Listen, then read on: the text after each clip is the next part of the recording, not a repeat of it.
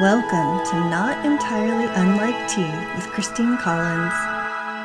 Hey there, it's Christine Collins, and today we are looking into the phenomenon that most of us have probably experienced, which is we're about to do something important, perhaps a little bit of work, or heading into a meeting, or getting involved in a conversation, and suddenly we are distracted by a notification. It could be an incoming text, an email, something on a computer screen, something on your phone, and whether or not you decide to check it and see what it is, your mind has now become distracted. Whatever it is you are about to do or in the middle of doing, a portion of your brain is now off somewhere else with that notification. It's not a character flaw, it's not a lack of willpower, it is actually our very own ancient survival wiring system crashing right into the modern world and technology. So what's happening is that we have a threat detection system, and when there's an unexpected sound or visual or something that is catching our attention, something novel, the same neural alarm bells start to go off. Your amygdala doesn't necessarily distinguish between something happening in the natural world versus a notification on your cell phone, and it triggers that pay attention right now response. And your brain literally pauses whatever it was doing or about to do to assess the situation and whether or not an action is needed from you. And we know that it takes around 60 to 90 seconds to refocus after these kinds of interruptions. For some of us, it may be even longer, depending on our unique brain. And so when you factor in potentially getting a notification every few minutes, it means that we're basically living in a constant state of only partial attention all the time.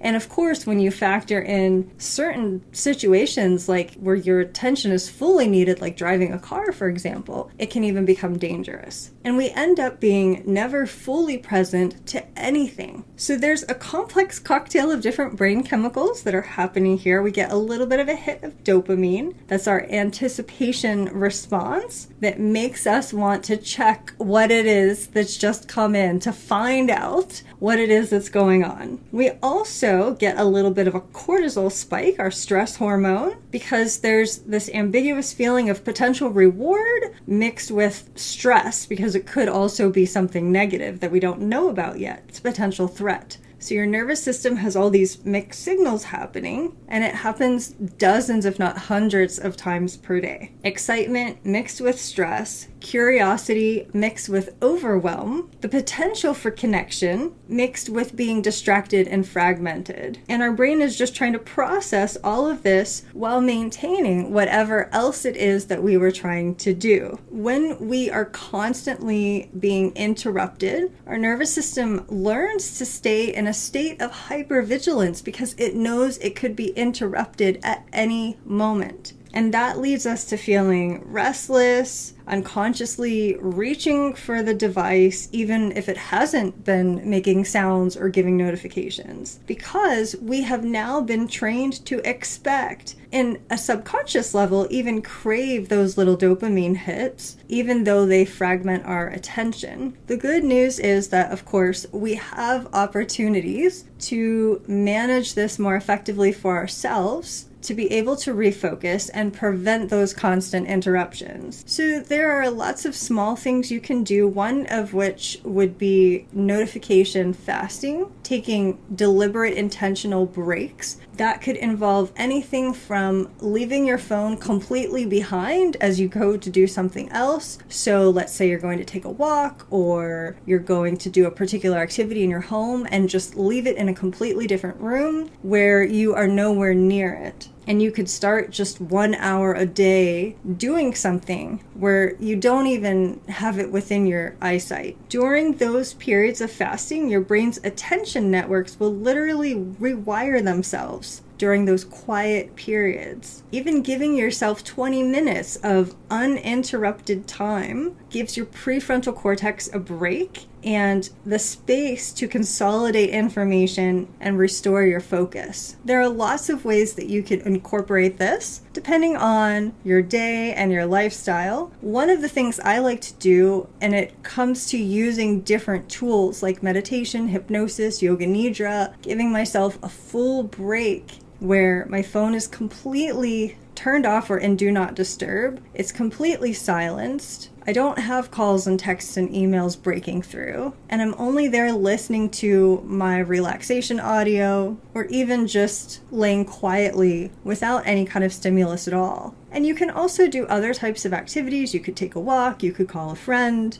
you could do some other type of physical activity like working out, exercise, or just having quiet time in a room away from all of those notifications. And then you can decide to increase that amount over time, where it becomes 2 hours away. And of course, there are limitations on what is possible. Sometimes we need to have access, or we need to be able to be reached for whatever reason, friends and family or work-related things. But you can choose based off of what actually works realistically for you and give yourself deliberate breaks and downtime from the ability to be reached. Another option is, instead of having notifications on all day long, whether they make a sound or it's just a visual notification, is having check-in times where you deliberately go in and peek at your emails or your texts or your missed phone calls, and do that once on the hour or every couple hours, depending on what your needs are, instead of allowing them to reach you in any given moment. Many of us have probably had the experience of being about to do something important, whether it was sitting down to work on a project or going into an important meeting or even a doctor's appointment, and just before you enter into that, you receive a text or an email that's in some way upsetting or disorienting, and it wasn't really necessary for you to see it in that moment